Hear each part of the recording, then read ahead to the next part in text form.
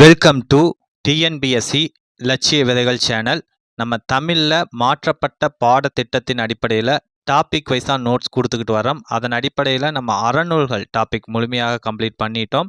Next Tamil அறிஞர்களும் தமிழ் தொண்டும் அந்த டாப்பிக்கில் ஊவேசாவிலிருந்து பாரதிதாசன் வரைக்கும் பார்த்திங்க அப்படின்னா நம்ம நோட்ஸ் கொடுத்துட்டோம். ஓகேங்களா? நோட்ஸ் வந்து வீடியோ வடிவில் நம்ம கொடுத்துருக்கோம். ஓகேங்களா? இது வரைக்கும் யாரும் பார்க்கல அப்படின்னா பாருங்க, அதோட லிங்க் வந்து நான் டிஸ்கிரிப்ஷனில் தரேன். ஓகே, டுடே பார்த்தீங்க அப்படின்னா என்ன டாபிக் பார்க்க போகிறோம் அப்படின்னா டி.கே. சிதம்பரநாதர் இந்த டாபிக் வந்து பார்க்க போகிறோம். இந்த டாபிக் எப்படி மேக் பண்ணியிருக்கோம் அப்படின்னா நம்மளுடைய Tamil old book new book ஓகேங்களா, இரண்டுல இருந்தும் ப்ளஸ் வந்து அவுட் சோர்ஸ் அதில் இருந்தும் நோட்ஸ் எடுத்து நம்ம கவர் பண்ணியிருக்கோம். இந்த டாப்பிக்கு இந்த ஒரு வீடியோவே போதுமானது. Okay, DK. சிதம்பரநாதர் பற்றி பார்ப்போம். இவருடைய பெற்றோர் யார் அப்படின்னா தீத்தாரப்ப முதலியார் மீனம்பாள் அவங்க தான். டி.கே. சிதம்பரநாதரோட பெற்றோர் தீத்தாரப்ப முதலியார் மீனம்பாள் அவங்க.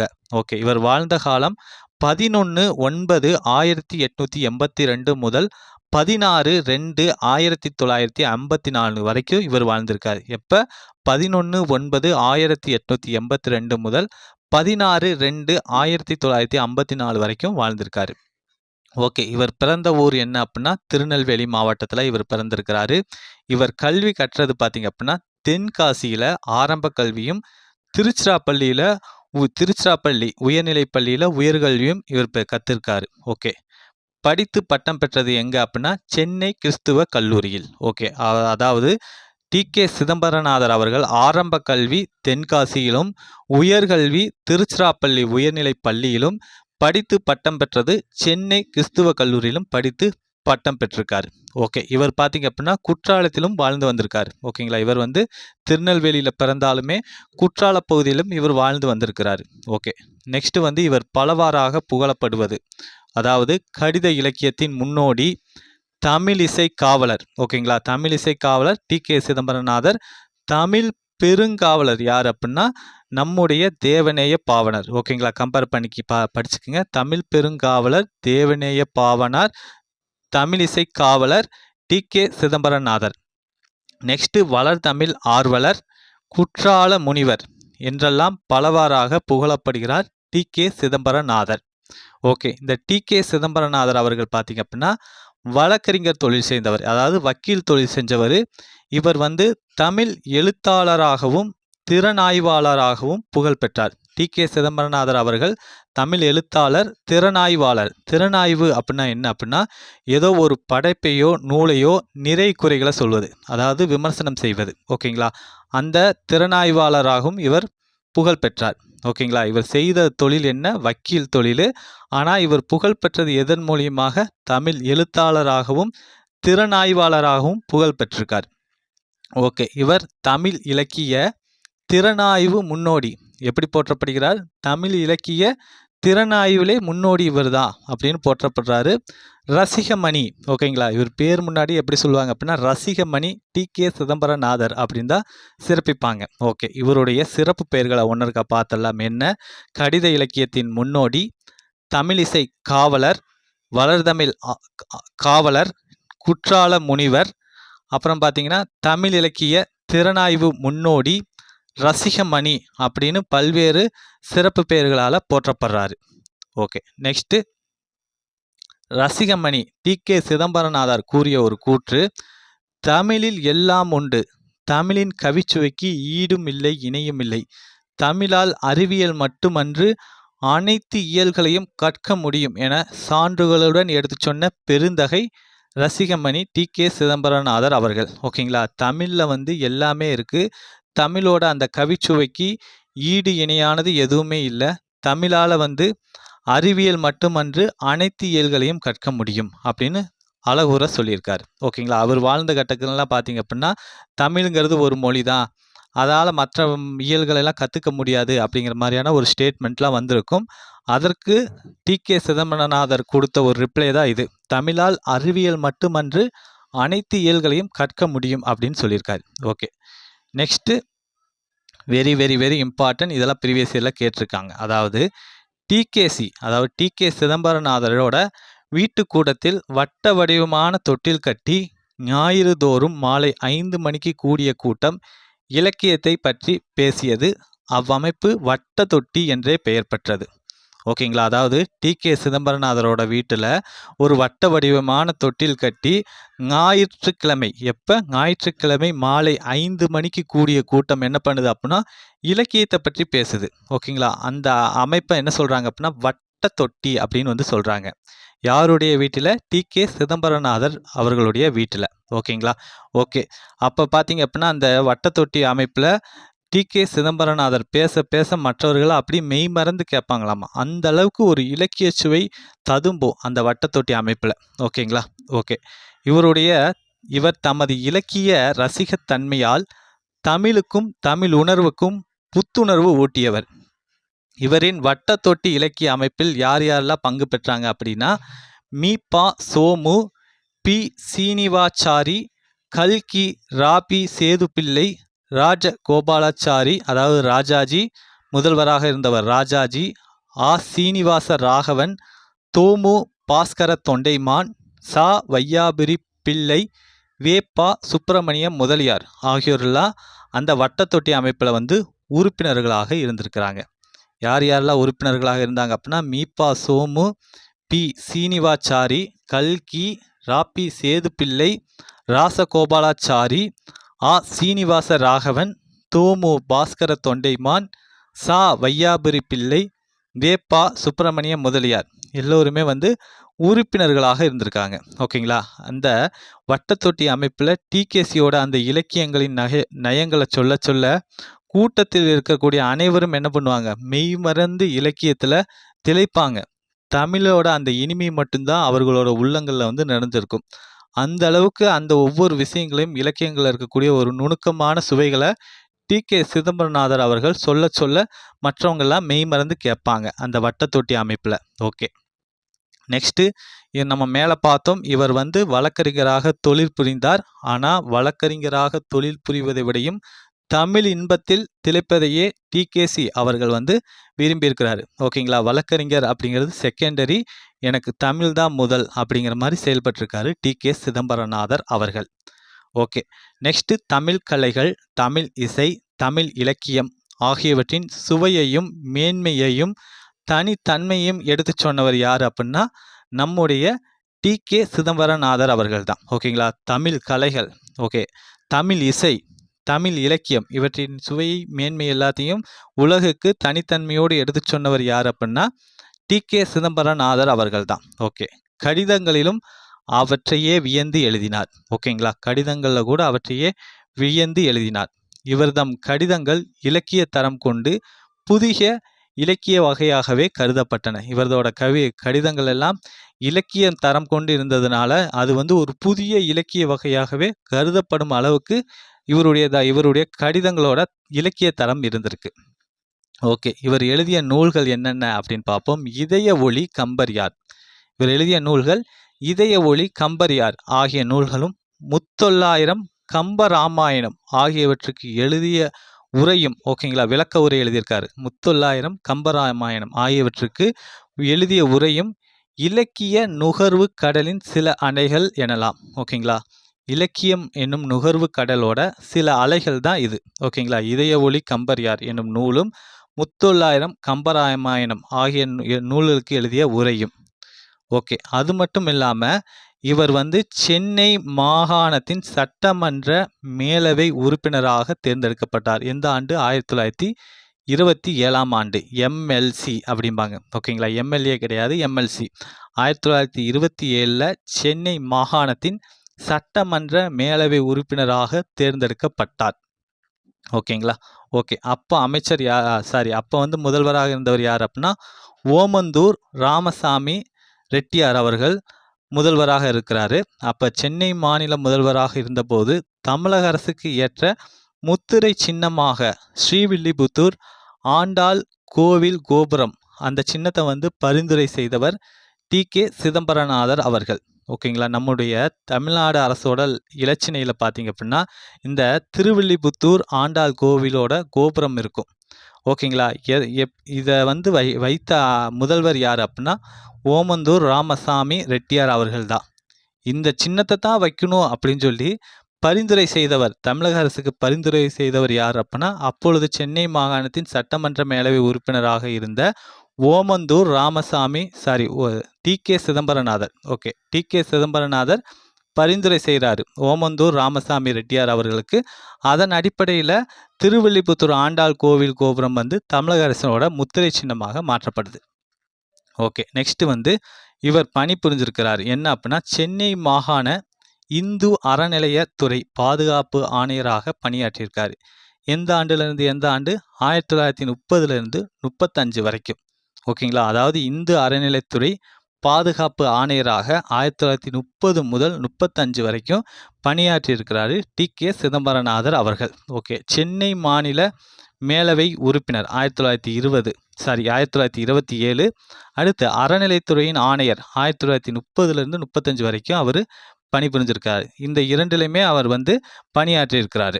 ஓகேங்களா. ஓகே, இதுதான் நம்ம டி.கே. சிதம்பரநாதர் பற்றிய குறிப்புகள்.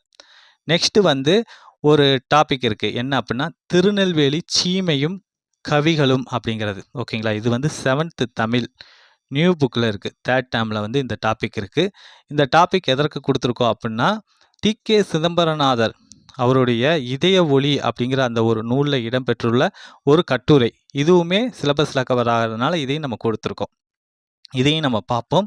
இந்த டாபிக் பார்த்தீங்க அப்படின்னா எதை பற்றி சொல்லுது அப்படின்னா திருநெல்வேலியில் வாழ்ந்த திருநெல்வேலி பகுதியில் வாழ்ந்த கவிஞர்கள், அவர்கள் இயற்றிய நூல்கள், அவர்களோட சிறப்புகள் என்னென்ன அதை பற்றியெல்லாம் டீட்டெயில்டாக இந்த பாடம் வந்து சொல்லுது. ஓகே, நம்ம அதை பற்றி ஒன் பை ஒன்னாக பார்ப்போம். ஓகே, இந்த பாடப்பகுதி பார்த்தீங்க அப்படின்னா இதய ஒளி அப்படிங்கிற அந்த ஒரு நூலில் இருக்கக்கூடிய ஒரு கட்டுரை தான் இந்த பாடப்பகுதி. ஓகே, 1000 வருஷத்துக்கு ஒரு தடவை கவிஞன் பிறக்கிறான் என்று சொல்வார்கள். எத்தனை வருஷத்துக்கு ஒரு கவிஞன் பிறக்கிறான் அப்படின்னா 1000 வருஷத்துக்கு ஒரு முறை தான் கவிஞன் வந்து பிறக்கிறான். ஓகே, நம்மளுடைய பாரதியார் அவர்கள் பிறந்து வளர்ந்த இடம் எது அப்படின்னா எட்டயபுரம். நம்முடைய பாரதியார் எங்கே பிறந்தார் அப்படின்னா எட்டயபுரம். நமக்கு தெரியும் தூத்துக்குடி மாவட்டம் எட்டயபுரம். ஓகேங்களா, இப்பொழுது தான் அது தூத்துக்குடி மாவட்டம். அப்போது பார்த்தீங்க அப்படின்னா அது ஒருங்கிணைந்த திருநெல்வேலி சீமை. ஓகே, நெக்ஸ்ட் வந்து தேசிக விநாயகனார் அவர்கள் பிறந்தது எங்கே அப்படின்னா கன்னியாகுமரி பக்கம், அதாவது நாஞ்சில் நாடு அப்படின்னு சொல்லுவாங்க. அங்கே அவர் பிறந்து வளர்ந்தாலும் அவர் தமிழை வந்து நல்ல அழுத்தமாக ஆர்வத்தோடு கற்ற இடம் எது அப்படின்னா திருநெல்வேலி நகர் தான். ஓகேங்களா, திருநெல்வேலியில் தான் அவர் வந்து தமிழை வந்து ஆர்வமாக கற்றுக்கிட்டார். ஓகேங்களா, பிறந்தது கன்னியாகுமரியாக இருந்தாலும் தமிழை அழுத்தமாக ஆர்வத்தோடு கற்ற இடம் திருநெல்வேலி நகர். ஓகே, பாரதியாரும் தேசிக விநாயகனாரும் நம்மோடு ஒட்டியவர்கள். ஓகே, நெக்ஸ்ட் வந்து பாரதியின் பிறப்பிடம் நமக்கு தெரியும் எட்டயபுரம். இந்த எட்டயபுரம் எங்கே இருக்குது அப்படின்னா கோவில்பட்டியிலிருந்து கிழக்கே 8 மைல் தூரத்தில் இருக்குது. ஓகேங்களா, very very very very important. இந்த கொஸ்டின் கேட்பதற்கான வாய்ப்புகள் இருக்குது. ஓகேங்களா, பாரதியாரின் பிறப்பிடமாகிய எட்டயபுரம் இருப்பது கோவில்பட்டியிலிருந்து கிழக்கே 8 மைல் தூரத்தில், கோயில்பட்டியிலிருந்து வடக்கே 8 மைல் தூரத்தில், கோயில்பட்டியிலிருந்து தெற்கே 8 மைல் தூரத்தில், கோயில்பட்டியிலிருந்து மேற்கே 8 மைல் தூரத்தில். இப்படி கொஸ்டின் வந்து ஈஸியாக ஃப்ரேம் பண்ண முடியும், நமக்கு குழப்பிடும். ஓகேங்களா, எட்டயபுரம் இருப்பது கோவில்பட்டியிலிருந்து கிழக்கு 8 மைல் தூரத்தில் இருக்குது. ஓகே, நெக்ஸ்ட் வந்து எட்டயபுரத்தில் பார்த்தீங்க அப்படின்னா 200 வருஷத்துக்கு முன்னாடி வாழ்ந்தவர் யார் அப்படின்னா கடிகை முத்து புலவர். ஓகே, இந்த கடிகை முத்து புலவரை பற்றி ஒரு சின்ன விஷயம் தெரிஞ்சுக்குவோம். அதாவது நம்முடைய சீரா புராணம் அப்படிங்கிற அந்த ஒரு நூலை எழுதியவர் யார் அப்படின்னா உமறு புலவர் அவர்கள். ஓகேங்களா, அந்த உமறு புலவரோட ஆசிரியர் தான் யார் அப்படின்னா நம்முடைய கடிகை முத்து புலவர் அவர்கள். ஓகேங்களா. ஓகே, இந்த கடிகை முத்து புலவர் பார்த்தீங்க அப்படின்னா வெங்கடேஸ்வர எட்டப்ப ராஜாவை பற்றி பல பாடல்கள் வந்து இவர் பாடியிருக்காரு. வெங்கடேஸ்வர எட்டப்ப ராஜாவை பற்றி பல பாடல்கள் பாடியிருக்காரு. ஓகே, நெக்ஸ்ட்டு அதாவது மணியாச்சியிலிருந்து 7-8 மைல் தூரத்தில் தாமிரபரணி நதியும் சிற்றாரும் கலக்கிற இடம்தான் சீவலப்பேரி என்கிற முக்கூடல். ஓகேங்களா, முக்கூடல் அப்படிங்கிறது எங்கே இருக்குது அப்படின்னா திருநெல்வேலியிலிருந்து தாமிரபரணி நதி நமக்கு தெரியும். திருநெல்வேலி அப்படின்னாவே தாமிரபரணி நதி ஃபேமஸ் தெரியும். தாமிரபரணி நதியும் சிற்றாரும் ஓகேங்களா ரெண்டுமே கலக்கிற அந்த இடத்துல தான் சீவலப்பேரி அப்படிங்கிற முக்கூடல் இருக்குது. எங்கே? மணியாச்சியிலிருந்து ஒரு 7-8 மைல் தூரத்தில். ஓகேங்களா? இந்த முக்கூடலோட சிறப்பை பற்றி தான் எழக்கூடிய நூல் தான் என்ன அப்படின்னா முக்கூடல் பல்லு. ஓகேங்களா? ஓகே. அதாவது முக்கூடல் பல்லு அப்படிங்கிறது இந்த முக்கூடலோட அழகையும் இயற்கை வளத்தையும் மக்களோட வாழ்க்கையையும் சித்தரிக்கும் சிற்றிலக்கிய வகை. ஓகே. இதில் இருக்கக்கூடிய ஒரு சிறு பாடல் வரி பார்ப்போம். ஆற்று வெள்ளம் நாளை வர தோற்றுதே குறி மலையாள மின்னல் ஈழ மின்னல் சூழ மின்னுதே. ஓகேங்களா? ஆற்று வெள்ளம் நாளை வர தோற்றுதே குறி மலையாள மின்னல் ஈழ மின்னல் சூழ மின்னுதே அப்படிங்கிற அந்த வரிகள். ஓகே. நெக்ஸ்ட் குடியானவர்களுக்கு இடி முழக்கம் தான் சங்கீதம், மின்னல் வீச்சு தான் நடனம். ஓகேங்களா? அங்கே இருக்கக்கூடிய குடியானவர்களுக்கு பார்த்தீங்க அப்படின்னா அந்த இடி முழக்கம் அதுதான் வந்து நல்ல சங்கீதமாகவும் அந்த மின்னல் வீச்சு ஓகேங்களா மின்னல்லாம் வெட்டுச்சுன்னா இப்படி வெட்டும் ஓகேங்களா அது குறுக்க நெருக்கா வெட்டும் அது நடனம் மாதிரியும் அவங்களுக்கு தோணும் அப்படிங்கிறத சொல்கிறாங்க. ஓகே. நெக்ஸ்ட் வந்து சுமார் 300 வருஷங்களுக்கு முன் மதுரை பக்கத்திலிருந்து பலப்பட்டடை சொக்கநாத புலவர் நெல்லைக்கு வந்தார். நெல்லையப்பர் கோவிலில் எழுந்தருளியுள்ள காந்திமதி தாயை தரிசித்தார். ஓகேங்களா? அந்த பலப்பட்டடை சொக்கநாத புலவர் அவர்கள் ஒரு மிகச்சிறந்த புலவர். அவர் பார்த்தீங்க அப்படின்னா தென்றல் விடுத்தூது, பத்மகிரிநாதர் தென்றல் விடுத்தூது, அழகர் கிள்ளை விடுதூது அந்த மாதிரி எண்ணற்ற நூல்களை இவர் எழுதியிருக்காரு. அவர் மதுரையிலிருந்து நெல்லைக்கு வர்றாரு. அங்கே நெல்லையில் எழுந்தருளி இருக்கிற காந்திமதி தாயை தரிசனம் பண்ணுறாரு. ஓகே. நெக்ஸ்ட் வந்து திருநெல்வேலியிலிருந்து திருச்செந்தூருக்கு போகிற மார்க்கத்திலே 18வது மைலில் ஆற்றுக்கு வடகரையில் ஸ்ரீவைகுண்டம் இருக்கிறது. ஓகேங்களா? ஆற்றுக்கு வடகரையில் ஸ்ரீவைகுண்டம் வந்து இருக்கு. இந்த ஸ்ரீவைகுண்டத்தை வந்து பாடல்ல பாடியவர் யார் அப்படின்னா பிள்ளை பெருமாள் அவர்கள் வந்து ஸ்ரீவைகுண்டத்து பெருமாளை பற்றி பாடியிருக்காரு. ஓகேங்களா? அதாவது இந்த ஸ்ரீவைகுண்டம் எங்கே இருக்குது? 18வது அதாவது திருநெல்வேலியிலிருந்து திருச்செந்தூருக்கு போகிற மார்க்கத்திலே 18வது மைலில் ஆற்றுக்கு வடகரையில். ஓகேங்களா? இது வெரி வெரி இம்பார்ட்டன்ட். இந்த கொஸ்டின் கேட்பதற்கான வாய்ப்புகள் அதிகம். ஆற்றுக்கு வடகரையில் ஸ்ரீவைகுண்டம் இருக்குது. இந்த ஸ்ரீவைகுண்டத்து பெருமாளை பற்றி பிள்ளை பெருமாள் ஐயங்கார் அவர்கள் அழகுற பாடியிருக்காரு. ஓகே. நெக்ஸ்ட்டு நம்மாழ்வார் அவர்கள் பிறந்த ஊர் எது அப்படின்னா ஆழ்வார் திருநகரி அப்படின்னு வந்து சொல்லப்படுது. ஆழ்வார் திருநகரியில் தான் அவர் பிறந்தார். ஆனால் இதற்கு முன்னாடி அதற்கு என்ன பெயர் அப்படின்னா திருக்குறுகூர் அப்படிங்கிற பெயர் இருக்குது. ஓகே. இந்த நம்மாழ்வார் பார்த்தீங்க அப்படின்னா தமிழ் மீது கொண்ட ஒரு ஈடுபாட்டின் காரணமாக திருவாய் மொழியில் 1000 பாடல்கள் ஒன்றல்ல இரண்டல்ல 1000 பாடல்களை வந்து அவர் பாடியிருக்கார். அவர் தமிழ் மொழியின் மீது கொண்ட ஈடுபாட்டின் காரணமாக இது வந்து தமிழுக்கு கிடைத்த மிகப்பெரிய யோகம். ஓகே. நெக்ஸ்ட் வந்து 2000 வருஷத்துக்கு முன்னிருந்த ஒரு பெருங்கவிஞர் யார் அப்படின்னா முத்தொள்ளாயிர ஆசிரியர் சேம் கொண்டார் அவர்கள். ஓகேங்களா? சேம் கொண்டார் அப்படிங்கிற ஒரு கவிஞர் இருக்கார். அந்த கவிஞர் பார்த்தீங்க அப்படின்னா கொற்கை பகுதியில் வாழ்ந்தார். ஓகேங்களா? கொற்கை முத்துக்கள் வந்து மிக மிக சிறப்பு வாய்ந்தது. நமக்கு எல்லாத்துக்குமே தெரியும். கொற்கைனாவே அது முத்து தான். ஓகேங்களா? இந்த கொற்கை முத்து வந்து மேற்கே ரோமாபுரி கிரேக்க தேசம் முதல் கிழக்கே சைனா வரைக்கும் பார்த்தீங்கன்னா நல்ல பேர் பெற்றது. ஓகேங்களா? இந்த சேங்கொண்டார் அவர்கள் முத்து வளத்தை வந்து நன்றாக அனுபவித்து நல்லாவே பாடியிருக்காரு. ஓகே. நெக்ஸ்ட் வந்து காயல்பட்டினம் அப்படிங்கிற அந்த ஒரு பகுதியில் ஒரு 250 வருஷத்துக்கு முன்னாடி சீதக்காதி அப்படிங்கிற ஒரு வணிகர் வந்து வாழ்ந்துட்டு வந்தார். அவருடைய கப்பல்கள் பல தேசங்களுக்கு சென்று வர்த்தகத்தின் மூலமாக மிகுந்த திரவியம் அதாவது திரவியம்னா செல்வம் அப்படின்னு அர்த்தம் மிகுந்த செல்வத்தை வந்து சம்பாதிச்சு வந்தது. ஓகேங்களா? அந்த செல்வத்தை வச்சு அவரே வாழணும்னு நினைக்கல. தமிழ் புலவருக்கு வந்து அவர் வந்து பெரும் கொடை வந்து கொடுத்து வந்தார். தமிழ் புலவருக்கு வந்து அவர் வந்து பெரும் கொடை வந்து கொடுத்து வந்தார். ஓகேங்களா? இப்போ வந்து ஒரு சின்ன தகவல் பார்ப்போம். இந்த சீதக்காதி பார்த்தீங்க அப்படின்னா உமர் புலவர் எழுதினார் பார்த்தீங்களா? சீரா புராணம் அப்படிங்கிற அந்த ஒரு நூலுக்கு பொருளுதவி வந்து செஞ்சிருப்பார். ஓகேங்களா? இந்த பொருளுதவி செஞ்சிருப்பார். அந்த நூல் முடிக்கிறதுக்கு முன்னாடி என்ன ஆயிருப்பார் அப்படின்னா சீதக்காதி அப்படிங்கிற அந்த வள்ளல் வந்து இறந்திருப்பார். ஓகேங்களா? ஓகே. அது இறந்ததுனால அபுல் காசிம் அப்படிங்கிற ஒரு வள்ளல் வந்து உதவி பண்ணி அந்த நூலை வந்து முடிச்சிருப்பாங்க. ஓகேங்களா? இந்த சீதக்காதி அப்படிங்கிறவர் சீரா புராணம் அந்த ஒரு நூலுக்கும் அவர் உதவி செஞ்சுருக்காரு. அதே போலவே எண்ணற்ற தமிழ் புலவர்களுக்கு பெரும் கொடை கொடுத்து தமிழ் மொழியை வளர்த்திருக்காரு. ஓகேங்களா? அப்போ அவர் இறந்தப்ப நமச்சிவாய புலவர் அவர்கள் பாடுறாரு. பூமாது இருந்தன் புவிமாது இருந்தன் இப்பூதளத்தில் நாமாது இருந்தென்ன நாமும் இருந்தென்ன நாவலர்க்கு கோமான் அழகமர் மால் சீதக்காதி கொடைக்கரத்து சீமான் இருந்திட்ட போது புலமையும் செத்ததுவே. பூமாது இருந்தென் புவிமாது இருந்தன். புவியை தாங்கக்கூடிய பூமாதேவி இருந்தென்ன நாமும் இருந்தென்ன நாவலர்க்கு கோமான் அழகர்மால் சீதகாதி கொடைக்கரத்து சீமான் இறந்திட்ட போதே. அதாவது சீதகாதி அப்படிங்கிற அந்த வள்ளல் பார்த்தீங்க அப்படின்னா ஒரு சீமான். அந்த சீமான் வந்து நல்ல கொடை கொடுக்கக்கூடிய ஒரு ஆள். அவர் இறந்த போது என்ன ஆயிடுச்சு அப்படின்னா நம்முடைய புலமையும் செத்ததுவே அப்படின்னு வந்து சொல்றாரு நமச்சிவாய புலவர் அவர்கள். நெக்ஸ்ட் திருப்புகழ் பாடியவர் யார் அப்படின்னா அருணகிரிநாதர். திருப்புகழ் பாடியவர் யாரு? அருணகிரிநாதர். இம்பார்ட்டன்ட். ஓகேங்களா? இதில் வந்து அந்த திருப்புகழில் வந்து இருக்கக்கூடிய ஒரு வரி, ஏரி நீர் நந்தவனங்களில் கட்டி கிடப்பதால் சேல் மீன்கள் துள்ளி குதிக்கவும் பூஞ்செடி கொடிகளையே அழிக்கவும் தலைப்பட்டன என்று பாடியுள்ளவர் அருணகிரிநாதர். ஏரி நீர் பார்த்தீங்க அப்படின்னா நந்தவனங்கள் முழுக்க நிறைஞ்சிருக்கிறதுனால அந்த ஏரி நீரில் மீன்கள் வந்து துள்ளி குதிச்சு விளையாடுது.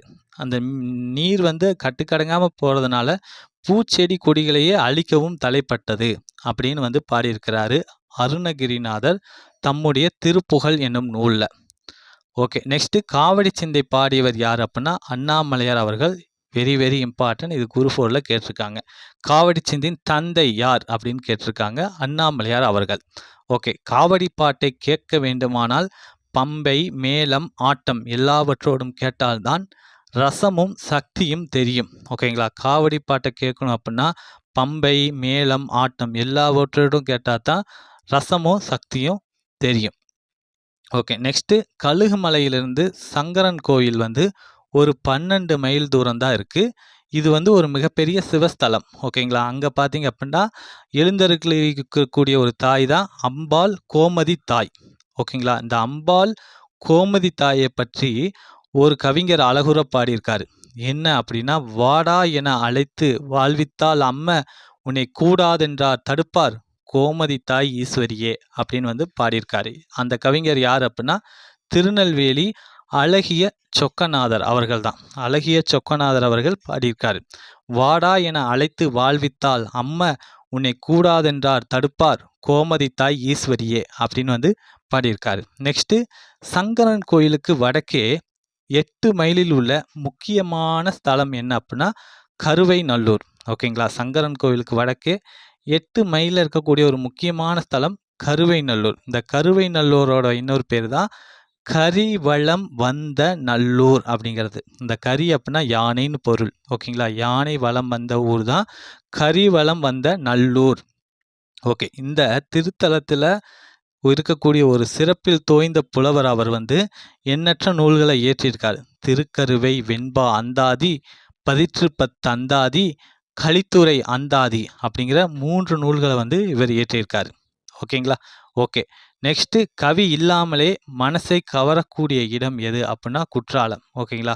கவிதை நம்ம பார்த்தோம். கவி இல்லாமலே மனசை கவரக்கூடிய இடம் என்ன? குற்றாலம். இங்கே பார்த்தீங்கன்னா இந்த குற்றாலத்தில் கோயில், அருவி, சோலை, பொதிந்த மழை, தென்றல் எல்லாமே இருப்பதுனால உலகத்திலே இந்த மாதிரி ஒரு இடம் இல்லை அப்படின்னு சொல்லலாம். ஓகேங்களா? குற்றாலம்ங்கிறது ஒரு மிகச்சிறந்த டூரிஸ்ட் பிளேஸ். ஓகே, நெக்ஸ்ட்டு வந்து ஒரு 1300 வருஷத்துக்கு முன்னாடி திருஞான சம்பந்தர் வந்து இங்கே இந்த குற்றாலத்துக்கு வர்றாரு. அப்போ வந்து குற்றாலத்தோட சிறப்பை வந்து சொல்கிறாரு. நுண் துளி தூங்கும் குற்றாலம் அப்படின்னு வந்து பாடுறாரு. இதற்கான அர்த்தம் என்ன அப்படின்னா நுண் துளி தூங்கும் குற்றாலம் அப்படின்னா குளிர்ந்த மலையை தரும் மெல்லிய நீர்த்துளிகள் விழும் குற்றாலம் அப்படிங்கிறதா இந்த வரிக்கான பொருள். நெக்ஸ்ட் வந்து அடுத்து மாணிக்க வாசகர் வந்து குற்றாலத்தை சொல்றாரு. உற்றாரை யான் வேண்டேன், ஊர் வேண்டேன், பேர் வேண்டேன், கற்றாரை யான் வேண்டேன், கற்பனவும் இனி அமையும் குற்றாலத் துறைகின்ற கூத்தாவுன் குறைகளற்கே கற்றாவின் மனம் போல கசிந்துருக வேண்டுவனே அப்படின்னு வந்து மாணிக்க வாசகர் வந்து அழகுற சொல்றாரு. அதாவது உற்றாரை நான் வேண்டேன், சொந்த பந்தங்களை நான் வேண்டலை, இந்த ஊர் எனக்கு வேணாம், எனக்கு இருக்கிற பேர் எனக்கு வேணாம், கற்றாரை யான் வேண்டேன், கற்கின்ற கல்வியுடையார நான் வேண்டலை, கற்பனவும் இனி அமையும் குற்றாலத் துறைகின்ற கூத்தா உன் குறைகளற்கே, ஓகேங்களா? அதாவது குற்றாலத்தில் எழுந்தருளியிருக்கும் சிவபெருமானே உனது திருவடிக்கு ஓகேங்களா? உனது திருவடிக்கு ஒரு கன்றுக்கு தன் தாய் பசு மனம் திரிவது போல உன் பாதத்தில் நான் கசிந்துருக வேண்டும். ஒரு கன்றுக்கு தன் தாய் பசு மனம் கசிவது போல உன் பாதத்தில் மனம் கசிந்து உருகி வழிபட வேண்டும் அப்படின்னு மாணிக்க வாசகர் கூறுறாரு இந்த பாடல் வரிகளில். ஓகே, நெக்ஸ்ட் வந்து பிற்காலத்தில் எழுந்த தமிழ் இலக்கியங்களில் முக்கியமானது என்ன அப்படின்னா குற்றால குறவஞ்சி. அதுதான் ஓகேங்களா. இந்த குற்றால குறவஞ்சி உண்மையான தமிழ் பண்பும் கவி பண்பும் நிறைந்தது.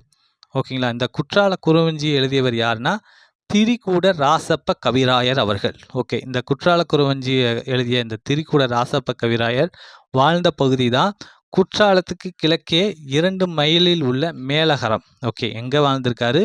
மேலகரம் எங்கே இருக்குது? குற்றாலத்துக்கு கிழக்கே 2 மைலில் உள்ள மேலகரம். Very very important. இது கேட்பதற்கான வாய்ப்புகள் இருக்குது. ஓகேங்களா. அந்த பகுதியில் வாழ்ந்தவர் தான் திரிகூட ராசப்ப கவிராயர். அவர் எழுதிய நூல் தான் குற்றால குறவஞ்சி.